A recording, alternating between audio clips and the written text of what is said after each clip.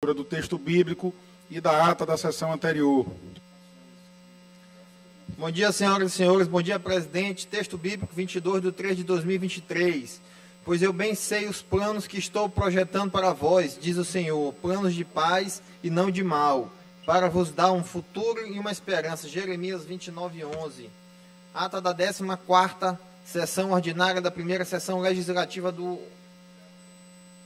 da 20ª legislatura da Assembleia Legislativa do Estado do Maranhão, realizada em 21 de março de 2023. Senhora presidente, deputado Iracema Vale. Primeiro, secretário, senhor deputado Antônio Pereira. Segundo, secretário em exercício, senhor deputado Leandro Belo. Às 9h30, presentes os senhores deputados e deputadas Aloysio Santos, Ana do Gás, Andréa Martins Rezende, Antônio Pereira, Ariston, Arnaldo Melo, Carlos Lula, Cláudia Coutinho, Cláudio Cunha, Daniela, Davi Brandão, doutor Iglesias, doutora Viviane, Edna Silva, Eric Costa, Fabiana Vilar, Fernando Brade, Florencio Neto, Francisco Najib, Glauber Coutrin, Guilherme Paz, Emetério Weber, Iracema Vale, Janaína Ramos, Júlio Mendonça, Júnior Cascaria, Júnior França, Juscelino Marreca, Leandro Belo, Mical Damasceno, Neto Evangelista, Osmar Filho, Pará Figueiredo, Rafael Letua, Ricardo Arruda, Ricardo Rios, Roberto Costa, Rodrigo Lago, Solange Almeida, Wellington do Curso Zé Inácio. Ausente o senhor deputado Rio do Amaral. A presidente, em nome do povo, invocando proteção de Deus, declarou aberta a sessão, determinou a leitura do texto bíblico e da ata sessão anterior, que foi aprovada, e do expediente, que foi encaminhado à publicação. Inscritos no pequeno expediente, discursaram os senhores deputados Ricardo Arruda, Rodrigo Lago, doutora Viviane, Júnior Cascaria, Zé Inácio, doutor Iglesias e Roberto Costa. Esgotado o tempo regimental destinado a este turno dos trabalhos, a presidente declarou aberta a ordem do dia, quando foi aprovado em único turno encaminhada a sanção governamental à medida provisória número 398/2023 do Poder Executivo. Em segundo turno, tramitação ordinária, foi aprovada e encaminhada a sanção governamental ao projeto de lei número 156/2021 da deputada Ana do Gás. Em primeiro turno, a tramitação ordinária, foi aprovado o projeto de lei número 047/2023 da deputada Solange Almeida e o projeto de resolução número 6/2023 do deputado Ricardo Arruda. Ainda em primeiro turno, regime de prioridade, foi aprovado o projeto de resolução legislativa número 9/2023 da mesa diretora. Por fim, o plenário aprovou os requerimentos número 73 e 74/2023 da deputada Mical Damasceno, 79/2023 do deputado Júnior França e 83/2023 do deputado Roberto Costa. No primeiro horário do grande expediente, não houve orador inscrito. No tempo destinado aos partidos ou blocos, falaram pelo bloco parlamentar Juntos pelo Maranhão o deputado Júlio Mendonça, Rodrigo Lago, Francisco Najib e as deputadas Daniela e Ana do Gás. Pelo bloco parlamentar Unidos pelo Maranhão, ouviu-se a deputada Janaína Ramos. Pelo bloco União Democrática, a deputada Mical Damasceno e o deputado Wellington do Curso. No expediente final, não houve oradores inscritos. Nada mais havendo a tratar, a sessão foi encerrada e lavrada a presente ata, que, lida e aprovada, será devidamente assinada. Plenário Najib Aikel, do Palácio Manuel Beckmann, 16 de março de 2023. Ata. Presidente. Lido aqui, presidente. Ata lida, sem impugnação, considerada aprovada. Concedo a palavra ao primeiro secretário, deputado Antônio Pereira, para fazer a leitura do expediente. Obrigado, deputado Rodrigo Lago. Presidente, mensagem de número 30/2023 da Autoridade do Poder Executivo, enviando a medida provisória de número 402/2023, que altera a estrutura administrativa do Poder Executivo, dispondo sobre a Casa Civil, a Secretaria de Estado da Comunicação Social, a Secretaria-Geral da Governadoria do Estado e a Secretaria de Estado de Monitoramento de Ações Governamentais. Ofício número 026/2023, de autoria da deputada Ana do Gás, envia indicação de líder do bloco parlamentar Juntos pelo Maranhão para substituição em comissões permanentes. Moção de número 018/2023, de autoria da deputada Ana do Gás, que encaminha moção de aplausos à deputada federal Célia Nunes Corrêa, conhecida como Célia Chaquiriabá, pessoal de Minas Gerais, pela eleição como presidente da Comissão da Amazônia e Povos Originários da Câmara dos Deputados. Projetos de lei, senhor presidente. Rodrigo Lago. Projeto de lei número de número 129 de 2023, de autoria do deputado Cláudio Cunha, solicitando a classificação da cidade de Cururupu, no estado do Maranhão, como de interesse turístico das belezas naturais do Maranhão. Muito bem. Projeto de lei de número 130 de 2023, de autoria do deputado Cláudio Cunha, solicitando a classificação da cidade de Imperatriz do estado do Maranhão como de interesse turístico de negócio do Maranhão. Projeto de lei de número 131 de 2023, de autoria do deputado André Martins Rezende, que estabelece diretrizes para a instituição do programa Órfãos do Feminicídio no âmbito do estado do Maranhão. Projeto de lei de número 132 de 2023, de autoria do deputado Cláudio Cunha, que dispõe sobre o Dia Estadual da Mulher Negra, a ser comemorado anualmente em 11 de novembro e em homenagem à maranhense Maria Firmina dos Reis. Projeto de resolução legislativa, senhor presidente. Projeto de resolução legislativa número 017 de 2023, de autoria da deputada André Martins Rezende, que concede a medalha do mérito legislativo Manuel Beckman ao doutor José Luiz Oliveira de Almeida. Requerimento número 090 de 2023, de autoria do deputado Carlos Lula, solicitando a criação de comissão especial para cumprir missão temporária com vistas a acompanhar conflito agrário na comunidade Baixão dos Rochas, no município de São Benedito do Rio Preto. Requerimento número 091 de 2023, de autoria do deputado Guilherme Paes, enviando mensagem de congratulação ao senhor Clóvis Luiz Paes Oliveira, parabenizando-o por haver sido convidado para assumir a 8ª Superintendência Regional da Companhia de Desenvolvimento dos Vales do São Francisco e do Parnaíba, Codevasf. Requerimento número 093 de 2023, de autoria do deputado Júlio Mendonça, solicitando que seja constituída uma comissão especial composta por 6 membros para, no prazo de até 120 dias, acompanhar a evasão da área denominada Comunidade Baixão dos Rochas.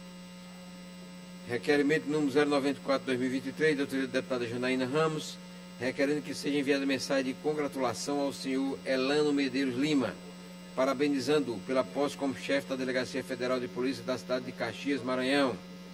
Requerimento número 095 de 2023, de autoria da deputada Fabiana Vilar, solicitando que seja realizada a sessão da Assembleia Legislativa itinerante no município de Zedoca, visando discutir com autoridades do município das regiões do Gurupi, Baixo e Alto Turi e a sociedade civil organizada.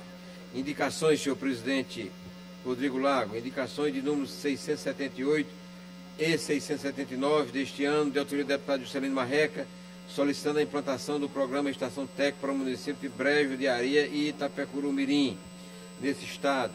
Indicação de número 680 de 2023, de autoria do deputado Juscelino Marreca, solicitando a implantação de ginásio poliesportivo para o município de Santa Luzia, por ser de suma importância para aquela municipalidade. Indicação de número 681 de 2023, de autoria do deputado Juscelino Marreca, solicitando ajuda humanitária e reconstrução do vilarejo Juruparana, que foram atingidos por deslizamentos de terras na zona rural do município de Santa Luzia. Indicação de número 682 de 2023, de autoria do deputado Carlos Lula, solicitando a instalação de um hemomar no município de Açailândia. Indicação de número 683 de 2023, de autoria do deputado Arnaldo Melo, solicitando a implantação de uma escola militar para o município de Buriti Bravo. Indicações, senhor presidente. Indicação do número 684 a 686, da autoria do deputado Arnaldo Melo, solicitando a implantação de uma unidade Viva Procon no município de Paraibano, Lagoa do Mato e Buriti Bravo. Indicação de número 687 de 2023, da autoria do deputado Ricardo Arruda, solicitando a implantação de um centro especializado em reabilitação e promoção à saúde no município de Grajaú, Maranhão. Indicação de número 688 deste ano, de autoria do deputado Ricardo Arruda, solicitando em caráter de urgência reforma na escola CE Joviana Silva Farias e CE Professor José Cesário da Silva, no município de Açailândia. Indicação de número 689 de 2023, de autoria do deputado Rodrigo Lago, solicitando que seja autorizada a realização de uma sessão solene em comemoração ao aniversário de 1º ano de fundação da Univimar, União dos Vice-Prefeitos e Vice-Prefeitas do Maranhão.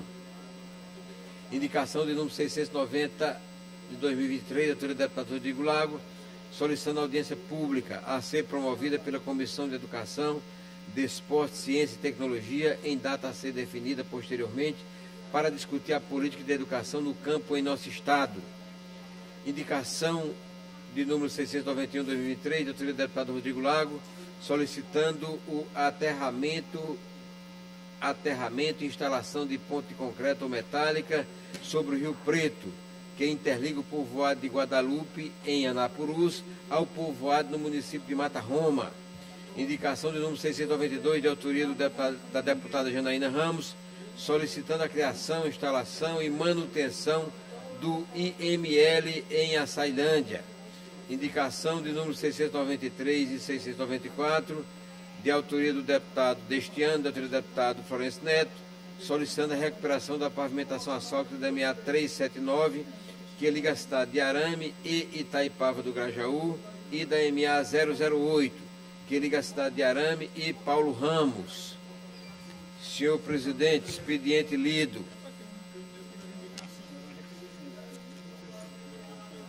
Olha.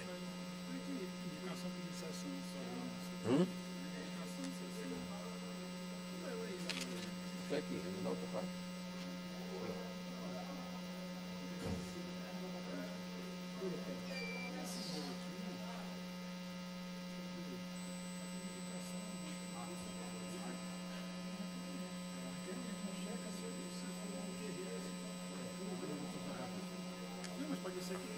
Senhor presidente, tem uma indicação que não deve ser indicação, mas é uma solicitação, portanto, um requerimento, né, que requer a realização de uma sessão solene em comemoração do aniversário de 1º ano de fundação da Univimar. Então, é um requerimento, senhor presidente. Também, no mesmo sentido, sai indicação, entra requerimento, solicitando audiência pública a ser promovida pela Comissão de Educação, Desporto, Ciência e Tecnologia. Todos dois de autoria do deputado Rodrigo Lago. São requerimentos, senhor presidente. Feito aqui. Senhor, agradeço ao primeiro secretário a retificação. Determina a mesa que faça a retificação. Constava do expediente como indicação 690/2023 e a indicação 691/2023, ambas indicação 689/2023 e indicação 690/2023, ambos se tratam de requerimentos, portanto, determina a mesa que faça a correção no sistema e também assim conste, lido pelo senhor primeiro secretário, no expediente a ser publicado no Diário Oficial. Agradeço a leitura do expediente lido, encaminhado à publicação.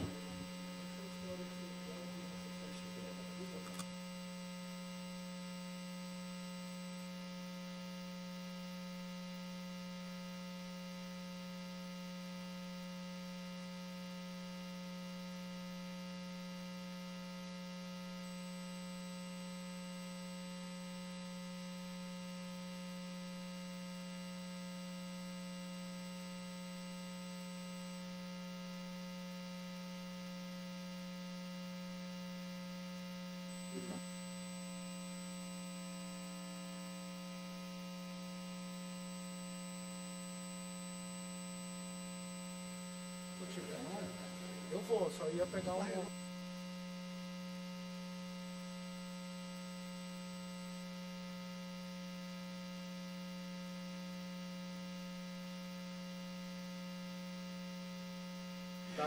Convido o deputado Hélio do Curso, pequeno expediente, 5 minutos, sem direito à parte.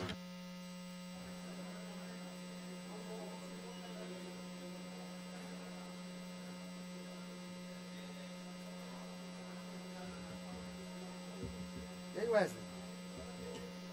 Você tá? Tudo bem, Wesley?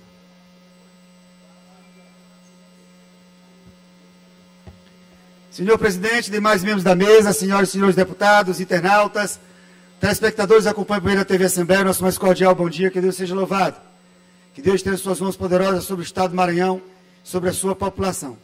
Senhor presidente, tivemos reunião na última quarta-feira na Comissão de Educação, com representantes do Sindicato dos Professores, e hoje recebemos representantes da Secretaria de Educação. Ouvimos ambos os lados, e hoje, inclusive, na pauta dos professores da agenda semanal.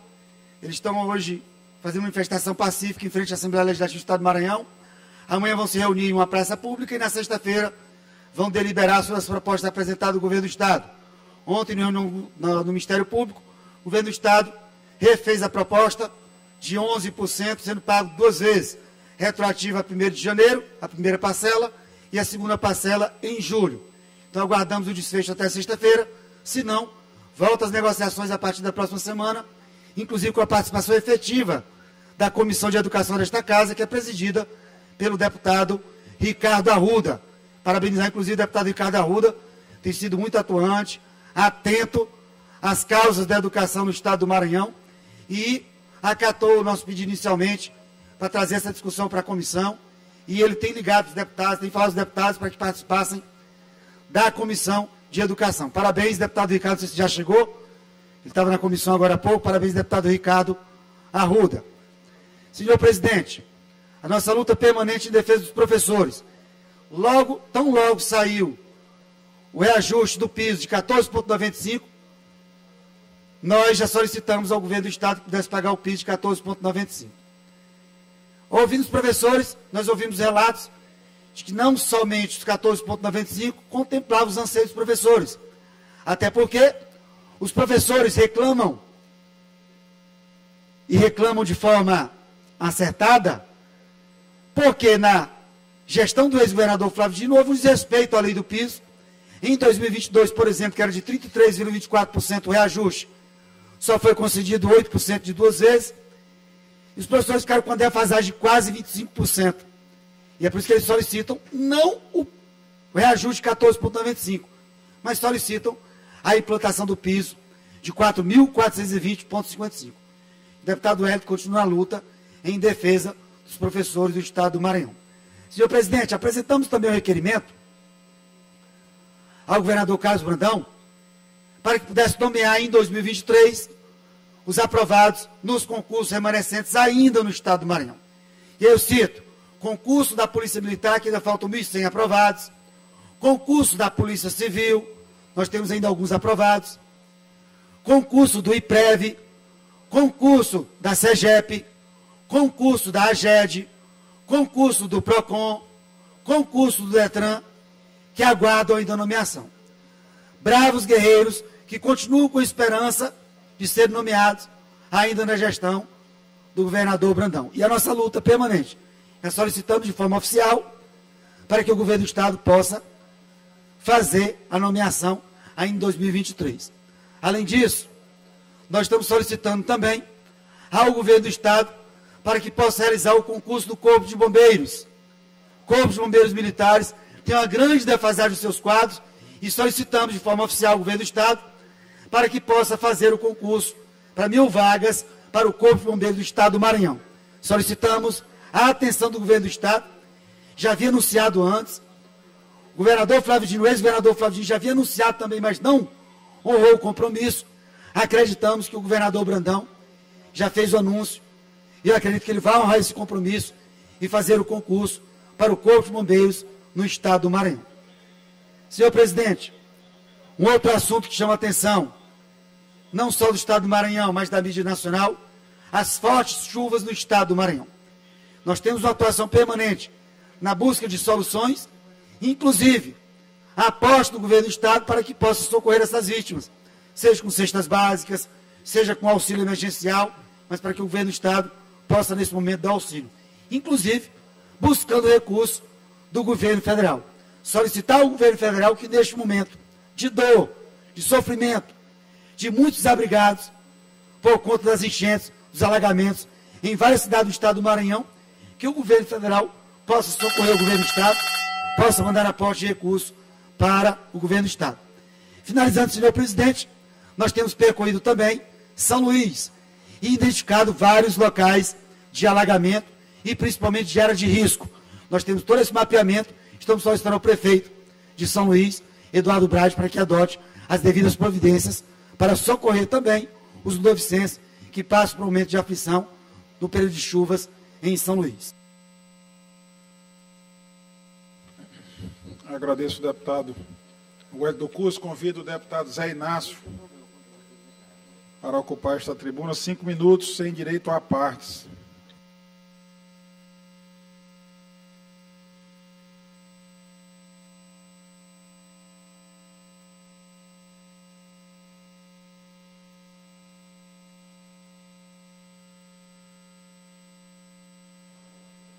Deputado Inácio, eu sugeriria que Vossa Excelência ocupasse a tribuna, não só porque é à esquerda, mas porque aquela tribuna é mais elevada e facilita o orador.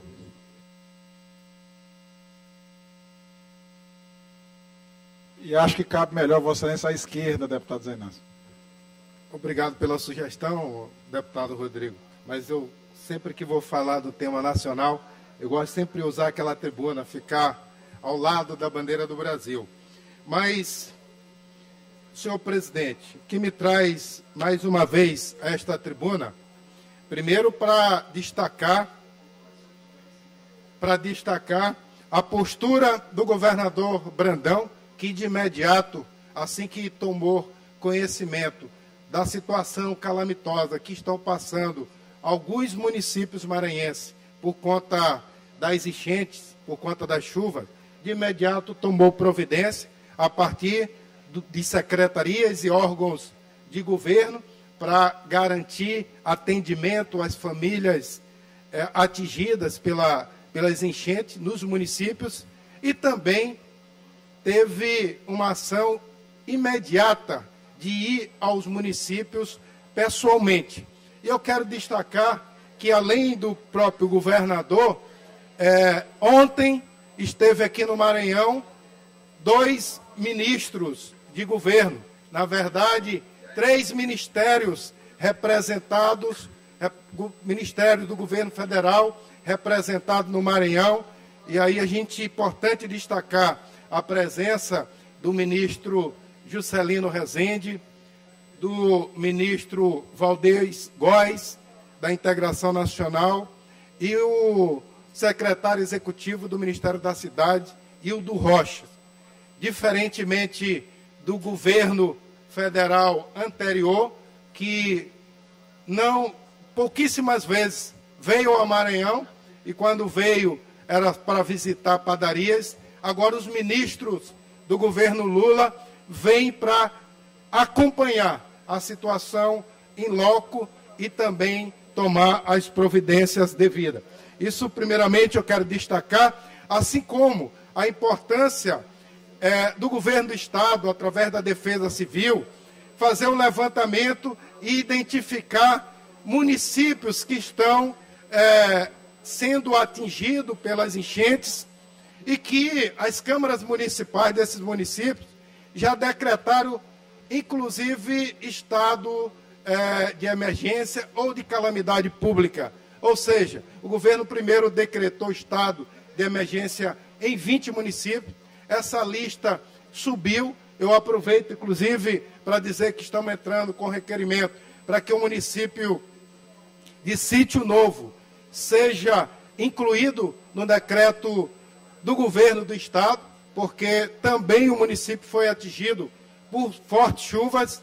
Deputado Ricardo Arruda, a maior ponte do município, ela foi levada pela correnteza e essa ponte garante acesso a importantes municípios daquela região. Ponte sobre o rio Grajaú, que liga o município, aos municípios de Formosa da Serra Negra, Fortaleza do Nogueira, São Pedro dos Crentes e dá acesso ao grande município da região, que é o município de Balsas. Então, o governo do Estado tem que olhar para esses municípios, principalmente o município de Sítio Novo. Senhor presidente, como tenho apenas 1 minuto, e eu tenho 2 temas ainda para abordar, devo me inscrever no tempo dos blocos. Mas eu quero rapidamente destacar que anteontem iniciou o pagamento do Bolsa Família, programa retomado pelo governo federal, que é um dos maiores programas do mundo de transferência de renda, e esse programa de tão eficaz, recebeu vários prêmios internacionais, dezenas de países copiaram, até países ricos como a Itália copiaram o programa, que deu certo no governo do PT, no governo do presidente Lula, da presidenta Dilma, e que retomou. E aqui para o Maranhão, ele tem uma importância muito grande. São mais de 970 mil famílias atendidas no Estado. Isso significa uma transferência de recursos na ordem de mais de 2 bilhões e 200 milhões de reais para combater a pobreza no Brasil e no Maranhão. Programa que foi responsável pela retirada do mapa da fome do Brasil, retirar o Brasil do mapa da fome e excluir da extrema pobreza mais de 36 milhões de brasileiros. Então, também destaco a importância desse programa na retomada do desenvolvimento do nosso país com inclusão social e, sobretudo, no combate à pobreza, que essa Assembleia, inclusive, vai se debruçar, debater, a partir de uma proposta do deputado Arnaldo Melo, que propôs a criação de uma frente para debater sobre a importância de combater a pobreza também no Maranhão. E esse programa tem uma importância muito grande. Se outrora, em anos anteriores, sobretudo nos anos que o Brasil foi administrado pelo presidente... Concedo a extensão do tempo do deputado Zé Inácio. Mais um minuto para concluir, deputado. Que não cuidava da população mais pobre do país, inclusive fez aumentar a pobreza no nosso país, sobretudo nos estados do Nordeste, nos estados da Amazônia, e com forte reflexo aqui no Maranhão, que o presidente anterior não gostava do Maranhão. Este programa, com certeza, vai ajudar a combater a pobreza no nosso estado, somado a várias outras políticas que vêm sendo fortalecida pelo governador Carlos Brandão, na área social. Eu tenho certeza que em poucos meses nós vamos ter um reflexo dessa política que vai atender as famílias mais pobres do nosso estado e do nosso Brasil. Muito obrigado, senhor presidente, pela tolerância do tempo. Agradeço o deputado Zé Inácio. Convido o deputado Ricardo Arruda. 5 minutos sem direito a partes.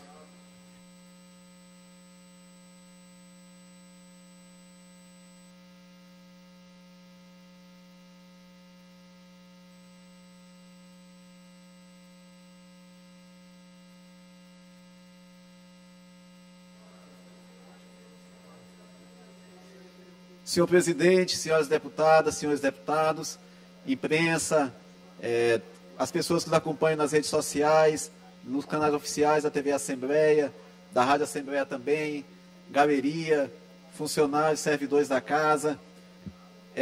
Mais cedo, o deputado Everton já trouxe os encaminhamentos prévios da reunião da Comissão de Educação que aconteceu logo no início da manhã de hoje. Nós recebemos o secretário adjunto da Secretaria de Educação, Anderson Lindoso, e a reunião foi muito produtiva. Na semana passada nós já havíamos recebido a representação do sindicato e hoje nós ouvimos o governo do Estado.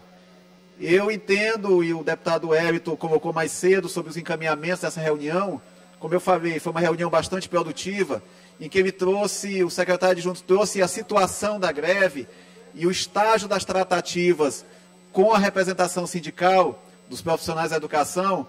E a gente vê a perspectiva, se Deus quiser, muito próxima de um desfecho favorável em relação ao movimento. A proposta que foi encaminhada ontem à categoria, ao sindicato, com a mediação do Ministério Público também, vai ser submetida às bases e até o dia 25 de março vai ter um retorno por parte do sindicato. Basicamente, o que foi proposto foi a concessão de 11% de reajuste, a proposta que tinha sido anteriormente colocada pelo governo do Estado, em 2 parcelas, a primeira retroativa a janeiro e a segunda no mês de julho. Além disso, o governo do Estado também se comprometeu de, no primeiro semestre ainda, implantar a chamada pauta financeira, que são as gratificações, as progressões funcionais e as titulações que ainda se encontram pendentes de aplicação para os profissionais da educação. E o entendimento que se tem é que existe uma perspectiva muito grande de que brevemente, se Deus quiser, até o dia 25, a greve seja encerrada e as atividades escolares normalizadas. E eu considero, deputado Júlio Mendonça, que a postura dessa casa, com relação ao tema, deve ser a postura do equilíbrio. Nós temos que ter esse papel de mediação do processo. E para que se tenha esse equilíbrio, nós temos que buscar compreender os dois lados.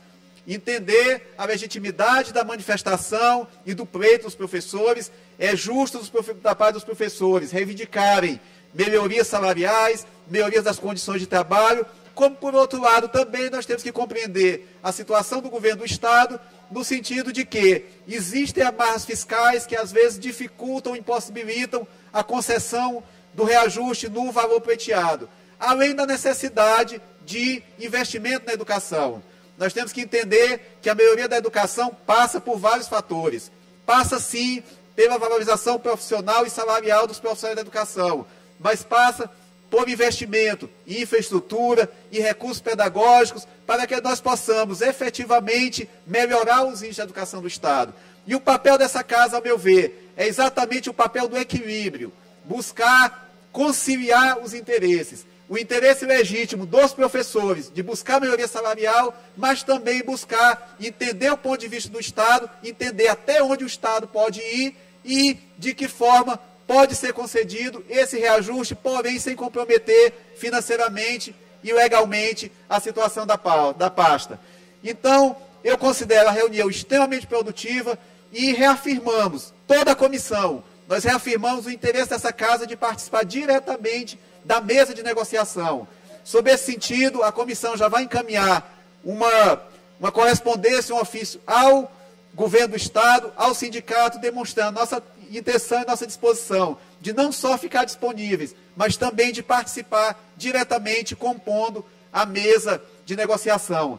E já que falamos de educação, deputado Fernando Brade, aproveito também para agradecer ao secretário Felipe Camarão e ao subsecretário Anderson Lindoso por terem atendido a nossa reivindicação de buscar resolver o problema da escola Parçonas de Carvalho em Montes Altos e da escola indígena, da aldeia do Recanto dos Cocais, na terra indígena Cricati. E além dessas duas, também da escola Antônio Cirlei de Arruda Lima, lá em Formosa da Serra Negra. Essas escolas estão precisando de intervenções, no caso das escolas de Montes Altos, melhoria nas estruturas físicas, e no caso da escola de Formosa da Serra Negra, precisando da construção de mais 2 salas para que possa atender a demanda daquele município. Eu estive semana passada com o subsecretário Anderson Lindoso, e na visita que eu fiz, ele me assegurou que ainda na semana passada, me permite só um minuto, presidente, para me concluir, e ficou pactuado com o subsecretário que ainda na semana passada seriam encaminhadas comissões da secretaria para levantar em loco a situação dessas escolas. E essas comissões técnicas foram encaminhadas e já fizeram o levantamento, e eu acredito que brevemente essas escolas serão reformadas e ampliadas. Então, eu agradeço ao subsecretário Anderson Lindoso, ao secretário Felipe Camarão, por, de pronto, atender a nossa reivindicação, já encaminhar essas equipes aos municípios. E eu tenho certeza que essas escolas serão recuperadas em breves e as atividades escolares, atividades educacionais serão restabelecidas o mais breve possível. Então, presidente, agradeço a oportunidade, agradeço a tolerância do tempo e desejo a todos um bom dia. Um abraço, bom dia. Agradeço o deputado Ricardo Arruda, convido o deputado Júlio Mendonça. 5 minutos, sem direito a partes.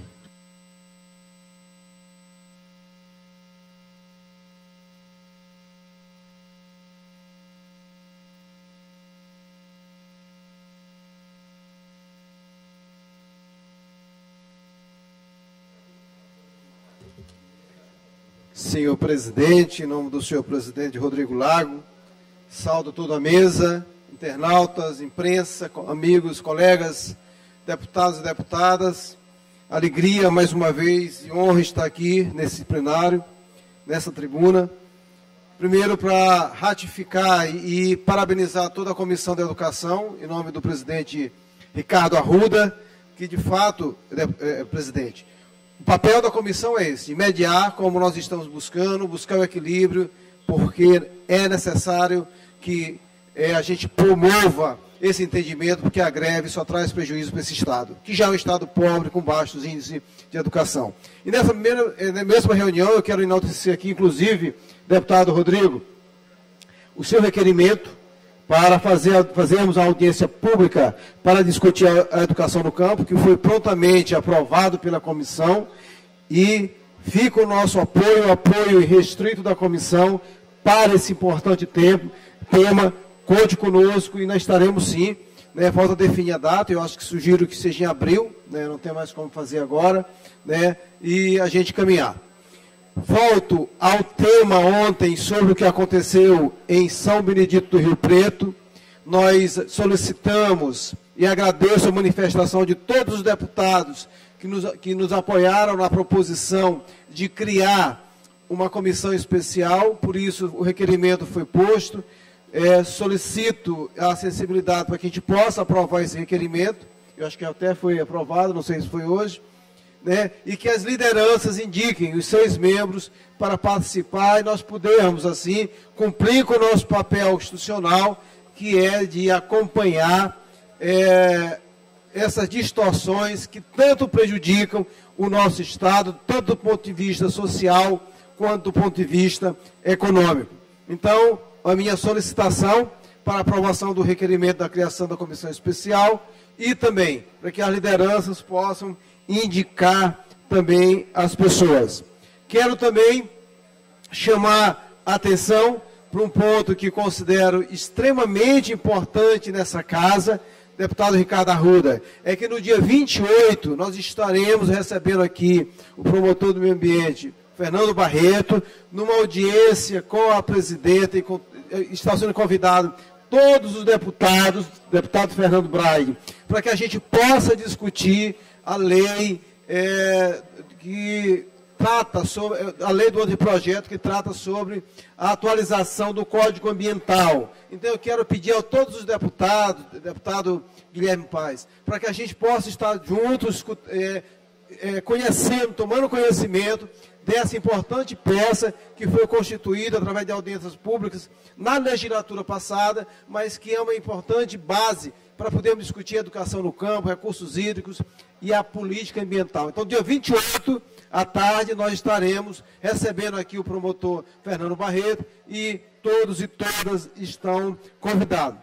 Quero também fazer aqui um registro importante, eu acho que até o deputado Zé Inácio fez ainda agora, mas eu quero me irmanar, que é o lançamento, né, do PAA, né, Programa de Aquisição de Alimento, hoje em Recife, pelo presidente Luiz Inácio Lula da Silva, no valor de R$500 milhões, restituindo essa importante política pública para os agricultores e agricultoras, com a parceria das prefeituras, né, e assim a gente construindo esse ambiente de retomada de crescimento. Então, hoje o presidente Lula, né, está com o ministro Paulo Teixeira, retomando as atividades que estavam em estado letárgico no governo Bolsonaro e agora volta a toda a carga com orçamento maior. Ainda não é o orçamento que o Brasil precisa, mas 500 milhões já é um grande avanço para que os agricultores possam comercializar os seus produtos, né, e assim atender as pessoas mais vulneráveis. Dentro dessa concepção, quero também aqui enaltecer e parabenizar e agradecer a doutora Loruana Santana, que era ex-presidente da GERB, que através da sua articulação, junto com o ministro Paulo Teixeira, disponibilizou R$1,5 milhão para até das mulheres, do Dia das Mulheres, 8 de março, aqui, inclusive para a GERB, do qual o presidente Sandro já está buscando meios para fazer com que esse recurso chegue ao nosso Estado, deputado Ricardo, e aumente para a compra de equipamento, compra de veículos, compra de computadores, para a equipe técnica da GERP fazer o seu trabalho tão importante. E dentro dessa concepção, também, eu quero aqui fazer um registro importante, que do momento que nós precisamos todos compreender que ainda no início do ano, né, ainda não estamos com problemas ainda de atualização das terceirizadas, mas eu vejo que o governo Carlos Brandão está fazendo um esforço imenso para atualizar os salários do Inagro, e aí fica hipotecando o nosso apoio ao governador Brandão, ao secretário Sandro, ao secretário Bira, né, e também para que a gente possa, todo mundo junto, né, buscar fazer com que a atualização dos salários seja o mais rápido possível desses técnicos que precisam, concluindo, presidente, que são trabalhadores, têm suas famílias, e nós vamos estar juntos, lutando com o governador Carlos Brandão, auxílio para que possamos, e logo, esses salários serem atualizados. Então, esses são meus registros, né, e fica aqui a minha posicionamento em prol da defesa do desenvolvimento sustentável do nosso Estado. Agradeço o deputado Júlio e também o deputado Ricardo Arruda, presidente da Comissão de Educação, que aprovou há pouco o requerimento deste presidente em exercício para que faça uma audiência pública sobre a educação no campo, uma demanda realmente muito grande e importante do nosso Estado do Maranhão. Convido o deputado Rafael, líder do governo, para 5 minutos sem direito à parte. Se Vossa Excelência declinar, o deputado Iglesias está aqui.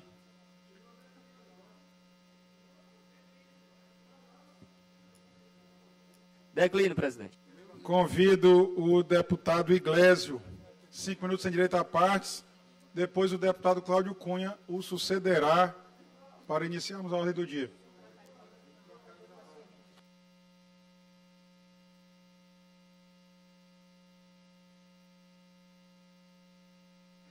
Eu convido o deputado Iglesias ou declina.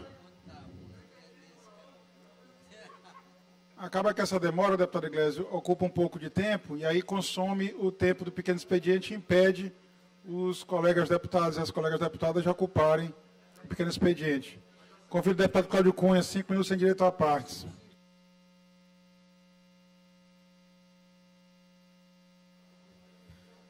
Senhor presidente, galeria, internauta, colegas, deputados estaduais, e estou aqui mais uma vez nesta tribuna, desta feita para trazer aqui uma indicação ao governador Carlos Brandão, que acredito eu que será uma redenção para o desenvolvimento da Baixada Ocidental Maranhense, que é a construção da estrada que liga o município de Anajatuba a Bacurituba. Todas as vezes que chega as eleições, deputado Júlio, todas as vezes que chega as eleições, começam a falar nos programas eleitorais, nas redes sociais, da construção de uma ponte daqui ao Cujupe, para facilitar os transeuntes que vivem viajando para a Baixada, o litoral e também o estado do Pará. Mas como seria possível, na engenharia moderna, construir uma ponte de tamanha extensão? Então, a solução para a Baixada e para o desenvolvimento daquela região seria a construção da estrada ligando Anajatuba a Bacurituba. Não há desenvolvimento, senhor presidente, em uma região que as pessoas não têm o direito de ir e vir. Não, como é que pode um doente planejar a sua ida, mas não ter a certeza da sua volta, porque vai ter um ferry que é limitado, até pela questão da maré, não consegue ter ferry 24 horas por dia.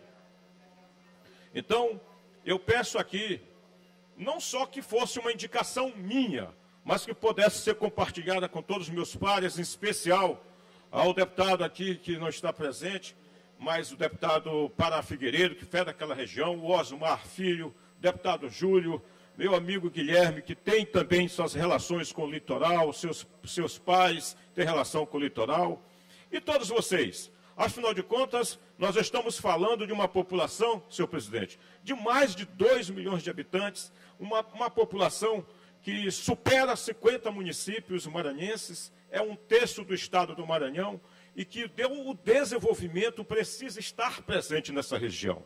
E sem estrada não há desenvolvimento. Para isto, eu reafirmo, a construção da estrada que liga Anajatuba a Bacurituba seria a redenção e o desenvolvimento daquela região. Muito obrigado.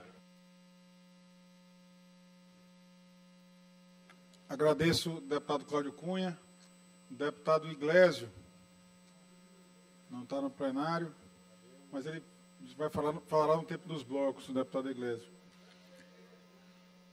No grande expediente no tempo dos blocos. Agradeço, deputado Iglesio. Vamos então à ordem do dia. Requerimento número 088/2023, de autoria do deputado Rildo Amaral, que não se faz presente, nem no plenário, nem na forma remota. Portanto... Só uma questão de ordem, só um minuto. É o primeiro item ainda, deputado Rafael. É um requerimento do deputado Rildo. Eu sei, é porque o deputado Rildo está fazendo contato aqui com o WhatsApp, eu acredito que ele esteja querendo entrar. Então, vou aguardar 2 minutinhos aí.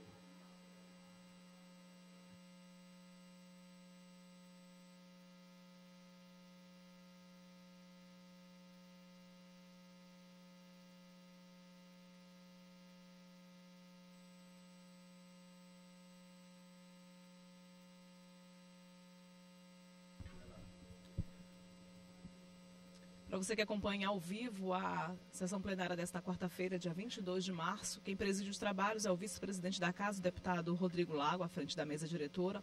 Ao lado dele, os membros da mesa diretora, entre eles o deputado... Eu vou fazer a inversão da ordem do dia. Não, ele secretário da não Casa. está tentando, não. Não está conseguindo. Vamos seguir agora para a ordem do dia, que é o momento de apreciação das matérias. Eu faço a inversão de qualquer forma se, ao final da ordem do dia, ele entrar em contato com algum deputado, algum parlamentar, ou entrar na sessão remota, a gente coloca em votação o requerimento do deputado Rildo Amaral. Passo ao segundo item da ordem do dia, requerimento 092/2023, do deputado Rafael Leitoa, solicitando que seja discutido e votado em regime de urgência o projeto de lei número 60/2023, de autoria do Poder Executivo. Conforme conversamos há pouco, deputado Rafael, você quer fazer a retificação do requerimento para que ele já está em regime de urgência, porque assim veio na mensagem do governador, do chefe do Poder Executivo. Mas Vossa Excelência quer que seja votado ainda na ordem do dia de hoje, não é isso, deputado Rafael? Exatamente, senhor presidente. O projeto de lei do Executivo já traz na mensagem do governador a solicitação com fundamento no artigo 46 da Constituição do Estado, a urgência. Mas gostaríamos que apreciássemos ainda na ordem do dia dessa sessão, haja vista o alto número do quórum que temos presente aqui no plenário. E o projeto, já após o requerimento, se for o caso, eu faço o encaminhamento. Eu agradeço. Em discussão, sem oradores inscritos, em votação o requerimento do deputado Rafael para que, já em regime de urgência, nós aprovamos esse requerimento, será submetido ainda na sessão de hoje, na ordem do dia, o projeto de lei número 060/2023 do Poder Executivo, que concede isenção do ITCD para os imóveis, deputado Antônio Pereira, do programa Minha Casa Minha Vida. As senhoras deputadas e senhores deputados que aprovam permaneçam como estão. Aprovado.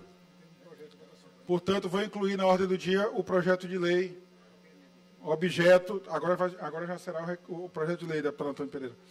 O projeto de lei número 060/2023, de autoria do Poder Executivo, que dispõe sobre a isenção permanente e incondicionada do imposto de transmissão, causa-mortes e doação, que tenha como fato gerador a transferência das unidades imobiliárias ofertadas aos beneficiários do programa Minha Casa Minha Vida do Governo Federal, cujas operações decorram da aplicação de recursos a que se referem os incisos 1 a 4 do caput do artigo 6º da medida provisória número 1162, de 14 de fevereiro de 2023, com parecer favorável emitido pelas comissões de Constituição, Justiça e Cidadania, relator deputado Neto Evangelista, e de Orçamento, Finanças, Fiscalização e Controle, relator deputado Ariston Ribeiro. Em discussão, os líderes para encaminhar a votação, deputado Rafael, líder do governo.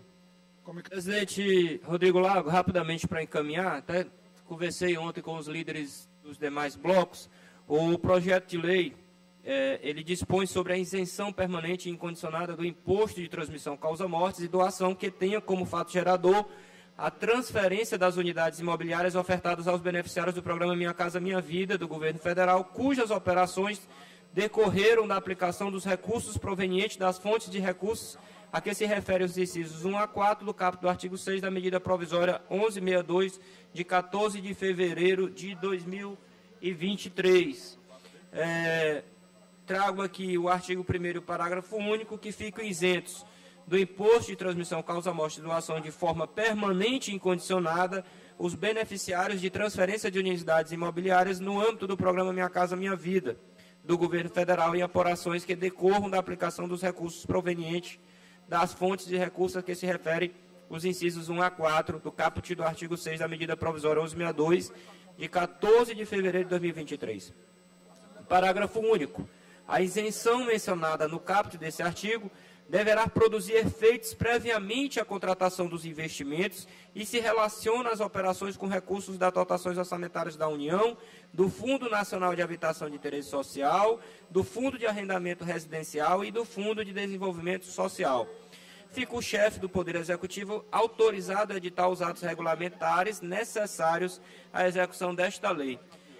Senhor presidente, trata-se de uma lei de interesse social muito abrangente, principalmente no nosso Estado, com um grande número de unidades na Minha Casa Minha Vida, e também quero aqui ressaltar a volta do programa Minha Casa Minha Vida, editado através da medida provisória 1162 do presidente Lula, e que, de fato, trará um grande impacto na mitigação do déficit habitacional do nosso Estado e do nosso país. Por isso, encaminho pela aprovação da medida, do projeto de lei, e peço aqui a colaboração de todos os colegas nesse sentido. Eu agradeço o deputado Rafael pelo encaminhamento. Como se trata da isenção permanente do imposto sobre transmissão, causa-mortes e doação dos imóveis do programa, incluídos no programa Minha Casa Minha Vida, agora recém-aprovado pelo presidente Lula por medida provisória. Como encaminham os demais líderes, deputado Neto Evangelista.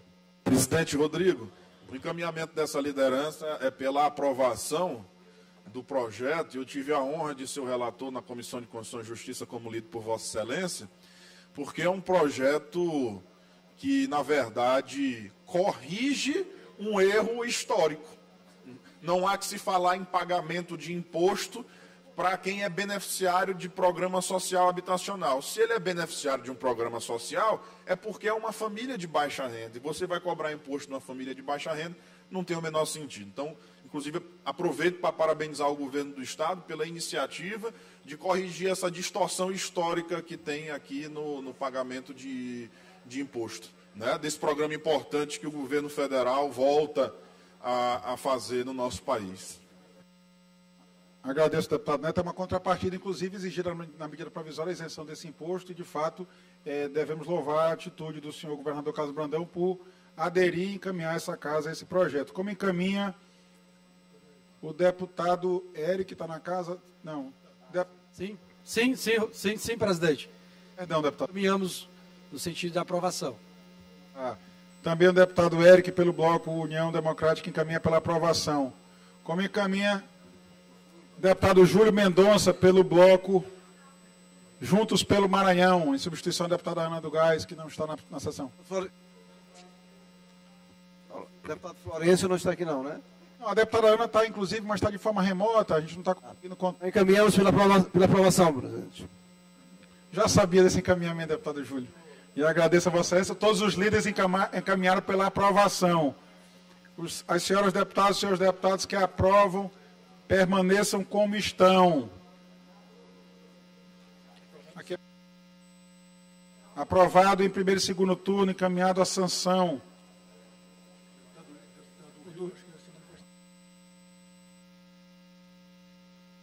Deputado Rildo, Vossa Excelência estava com dificuldade de conexão, mas já conectada, registrada a sua presença.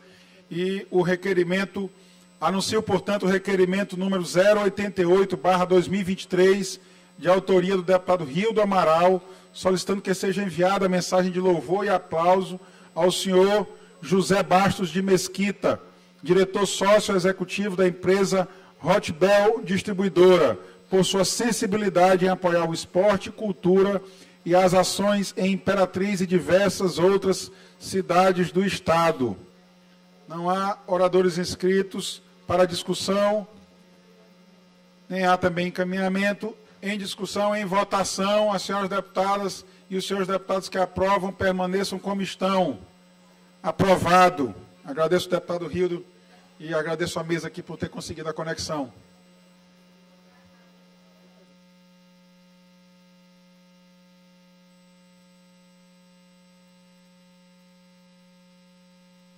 Vamos ao grande expediente. Primeiro orador inscrito, grande expediente, deputado Iglesio.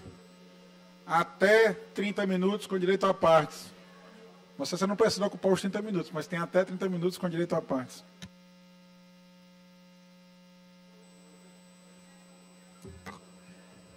Esse meu presidente, esse seu apego às corrigendas regimentais.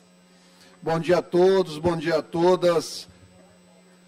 Vou colocar esse microfone aqui rapidinho para transmissão nas nossas redes para mais tarde aí quem quiser acompanhar na íntegra os pronunciamentos. Inicialmente, nós temos que falar, ainda tratando da pauta do esporte, na semana que iniciou, e tivemos um jogo do Moto com o Maranhão Atlético Clube, permanece a questão do problema dos jovens, dos adolescentes e das crianças, deputado Aloysio, subindo na parte mais alta do Castelão, cerca de 25, 30 metros de altura, para soltarem pipas no momento dos jogos. Primeiro, ninguém é contra o esporte, a atividade lúdica, que remonta aí à infância da maioria dos que aqui estão, de soltar pipa. Mas nós temos problema quando soltar pipa envolve um ambiente arriscado, quando soltar pipa continua utilizando cerol, que é um material proibido para isso, e nós temos o problema quando soltar pipa acontece no momento do jogo e a partida, por vezes, tem que ser interrompida porque pipas caem no campo e precisam ser retiradas. Essa é uma situação muito antiga e não é possível que uma ação coordenada da SEDEL, da Polícia Militar, do Corpo de Bombeiros, não consiga resolver. A gente vai empurrando as coisas e aí só consegue dar uma dimensão a elas no momento que vira tragédia. Eu pergunto, nós vamos esperar acontecer a tragédia, uma criança cair, morrer, um pai, uma mãe, uma avó, os amigos da criança, todo mundo ficar triste, decepcionado, o Estado do Maranhão ser processado num valor alto por conta disso? Porque fazer a segurança patrimonial de um bem público como Castelão é dever de todas essas instituições que estão aí responsáveis pelo Castelão. Peço esse cuidado, gostaria de informar isso ao governador, é importante, acredito que ele não esteja sabendo disso, já informei todos os outros responsáveis a respeito disso, desde a gestão passada, confesso que não conversei ainda com o coronel Emerson a respeito, mas isso é dever da SEDEL. Meu amigo Naldi precisa dar uma atenção a isso, porque coisas ruins irão acontecer. E ainda há a possibilidade de contato dessas pipas com a rede elétrica.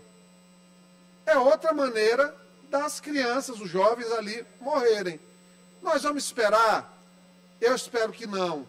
Eu tenho certeza que há de sensibilizar o governo para, no momento, inclusive, de quando acontecerem as partidas, nós tenhamos ali uma ronda policial fazendo uma averiguação prévia do jogo naquela área mais alta do Castelão, na cúpula do estádio. Então, fica esse pedido, fica esse apelo. Ainda tratando de esporte, a gente sabe das dificuldades aqui, orçamentárias. Este deputado não é o tipo de deputado que sobe para ficar vociferando sem dados, sem números, sem conhecimento. Prefeitura de São Luís, ano passado, comemorou o fato de ter se transformado num CAPAG-A, em termos de capacidade de investimento. O prefeito foi para as redes, São Luís agora é CAPAG-A, nota de crédito da prefeitura. Pois bem, isso ele conseguiu a custo de economia e sufocamento de empresariado, através de manobra fiscal que não pagou muita gente, que ficou por receber, deputado Aloysio, e aí ele conseguiu aumentar a receita e fazer esse ajuste receita-despesa, porque o critério de classificação ele termina sendo muito resumido nisso, ele não vai esmiuçar os números. É muito fácil ter dinheiro em caixa, sufocando o empresário. Então, o que é que acontece? Estádio Nhozinho Santos foi reformado na gestão do prefeito Edivaldo. Reforma para inglês ver, porque ficou com infiltração, ficou com problemas elétricos, não fizeram iluminação. O prefeito Brade fez a iluminação depois de nós cobrarmos de maneira recorrente aqui na tribuna, no ano passado. Até hoje o placar eletrônico funciona com dificuldade, não marca o tempo da partida, que é uma coisa básica para quem está assistindo a partida. E pasmem vocês, os laudos do estádio venceram no dia 9 de março e ficaram, a despeito da comunicação da Federação Maranhense de Futebol, de torneios femininos, torneios de futebol amador, torneios de futebol de base. Todos esses torneios, o estádio ficou sem os laudos. Numa gestão eficiente, o que é que acontece? O laudo está a 30 dias de vencimento, eu já encaminho todas as providências no sentido de renovar o laudo automaticamente para que o estádio não perca continuidade do seu uso. Por quê? Porque é um bem público. O bem público precisa estar à disposição da população, da sociedade civil, das associações sem fins lucrativos, que são todos os clubes de futebol profissional, ainda aqui no estádio do Maranhão. E sabe quem resolveu ontem essa situação? O papai aqui, 4h42 da tarde, não tinha laudo de Corpo de Bombeiros, fui atrás do comando do Corpo de Bombeiros, resolveu o laudo, o papai aqui foi falar com o Coronel Aritanã, porque Coronel Emerson estava em missão, foi emitida a autorização da polícia, e foi o papai aqui que conseguiu resolver as ART junto ao CREA em tempo recorde, para agora eles conseguirem estar a tempo. Porque sabe o que ia acontecer? Maremoto, clássico, ia acontecer de portões fechados. Infelizmente, porque a federação, de maneira muito responsável, e isso precisa ser dito, e inclusive a federação está sendo vítima até de uma injustiça em relação a isso, porque não foi culpa dela, assim como às vezes os clubes também vão aí no bolo dizendo que nós somos desorganizados, quando o compromisso deveria ser da prefeitura. Culpado nessa história só tem a prefeitura. Mas, felizmente, tem o deputado Iglesias aí no esporte para dar o apoio para a prefeitura quando as equipes não conseguem fazer o que já deveriam ter feito. Então, fica esse pedido. O Castelão, hoje, é um estado oversized, é superdimensionado para o que a gente tem na cidade de São Luís, em termos de competição esportiva. A gente tem espetáculos aí, clássicos, com 2, 3 mil reais de público. Como esse público aí, do último maremoto, que foi a organização do MAC, que tinha mais de 3 mil pessoas, e o borderô ali foi estranho, aquele borderô, né? Nós não vamos arrumar confusão, porque nós estamos numa semana de clássico, mas depois nós vamos ter que sentar para conversar os grandes times, para não ter esse tipo de situação, dessa maneira absurda, como aconteceu no domingo. O Motoclube recebeu 15 mil reais apenas de renda daquela, e era o vencedor que deveria ficar com 60% da renda, num jogo que normalmente daria 60, 70 mil reais. Então, ó, olho aqui, esse aqui, estão vendo o que está acontecendo. Não pense que estão enganando, porque esse aqui sabe, conhece. Então, fica isso aí em relação ao esporte. Recebi uma denúncia, há pouco tempo, em relação a uma suposta paralisação de obras do Hospital Veterinário da Prefeitura de São Luís. Foi feito um alarde todo, o primeiro Hospital Veterinário de São Luís, já está com a obra parada. Espero que não repita o que aconteceu e que vem acontecendo no Hospital da Criança, que a obra se arrasta há anos e as crianças estão o tempo todo sendo penalizadas. Sabe qual que é o relato que eu escuto das mães? Sabe qual é o relato que eu escuto dos médicos? Meu filho morreu não pela doença, mas pela falta de medicamento. Eu vou fazer a visitinha lá. Eu estou deixando para ver se eles vão ajeitando, porque meu interesse não é chegar lá que nem Gabriel Monteiro, que nem outros deputados aí fazem pelo Brasil, fazendo blitz para causar celeuma.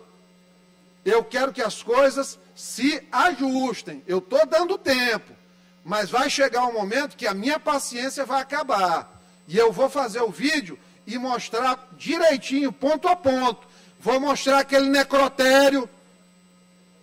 Viu, seu Eduardo Braide, seu Joel, bloqueador de WhatsApp de deputado, que acha que está tudo bem, está tudo uma porcaria, porque todo dia eu recebo reclamação, todo dia é funcionário assediado em relação à Prefeitura de São Luís na área da saúde, e falo isso com tristeza, sabe por quê? Cadê seu Fernando? Está aqui?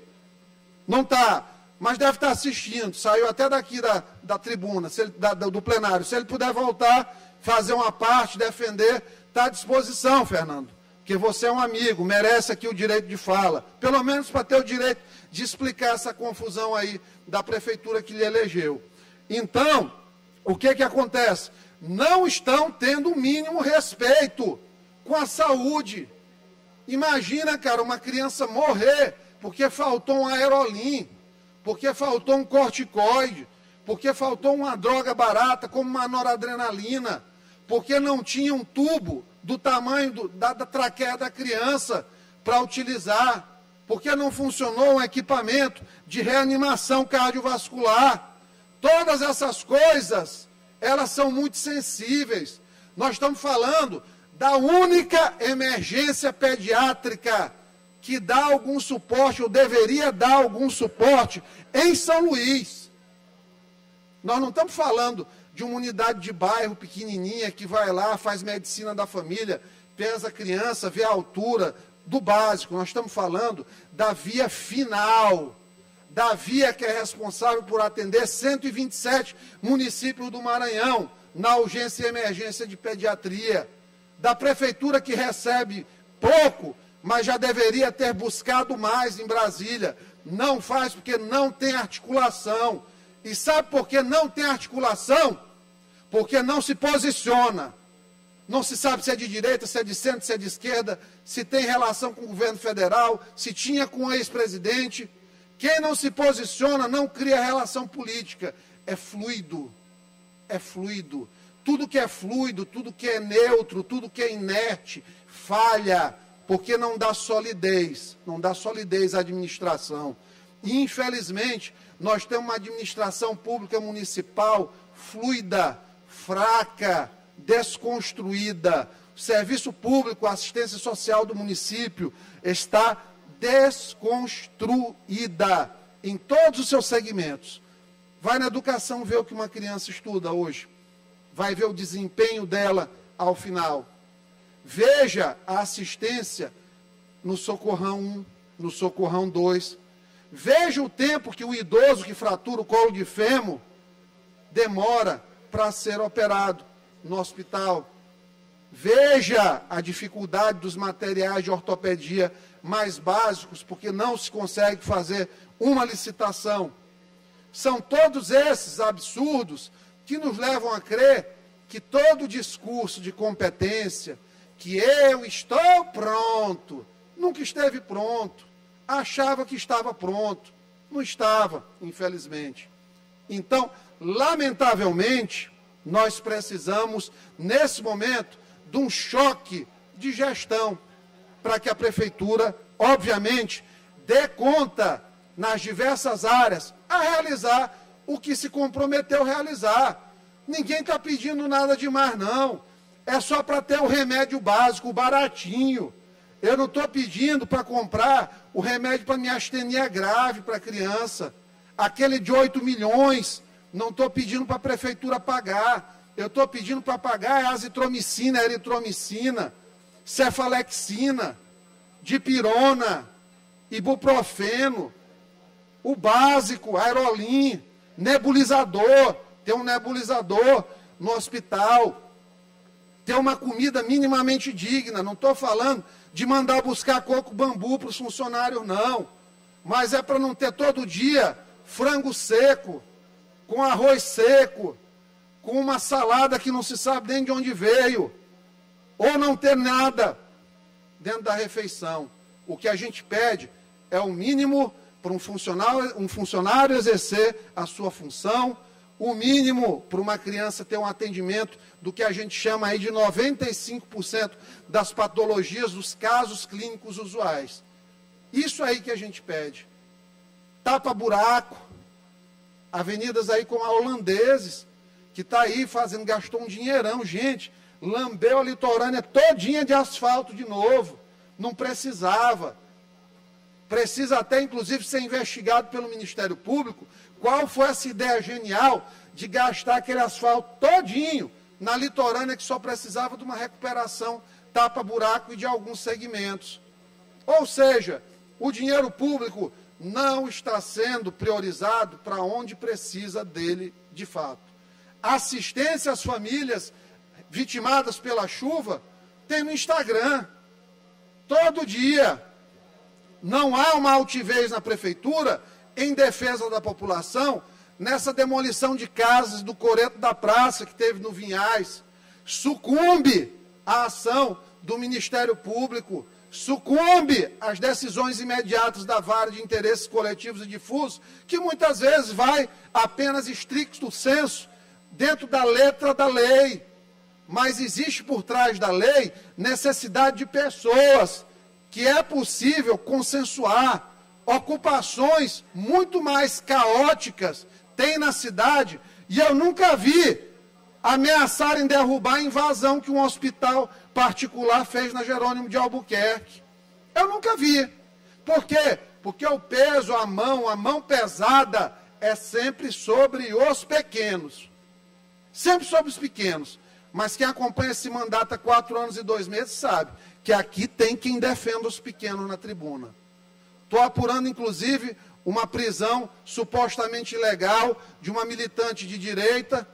Militante de direita, preciso frisar, ideologicamente de direita, que foi fazer uma viagem a Brasília e foi injustamente acusada de participação em atos terroristas e está presa aí, no Complexo Penitenciário São Luís, Antiga Pedrinhas. Então, vamos encaminhar o caso para a Defensoria Pública investigar o que de fato aconteceu, do que essa pessoa está sendo acusada, para que a gente possa garantir a essa pessoa a liberdade.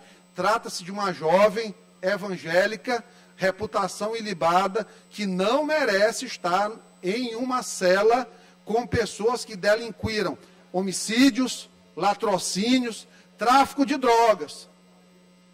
O que está acontecendo no Brasil é estranho e errado. E agora, a terceira parte aqui do pronunciamento, peço que projete a primeira imagem.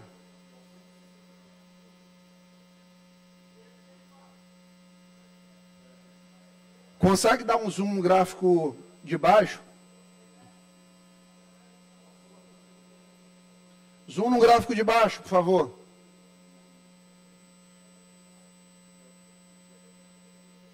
Vou falar aqui sobre a situação do cartório de Caxias, trazer novamente mais um pouquinho do que a gente está apurando, porque quanto mais cava, pronto.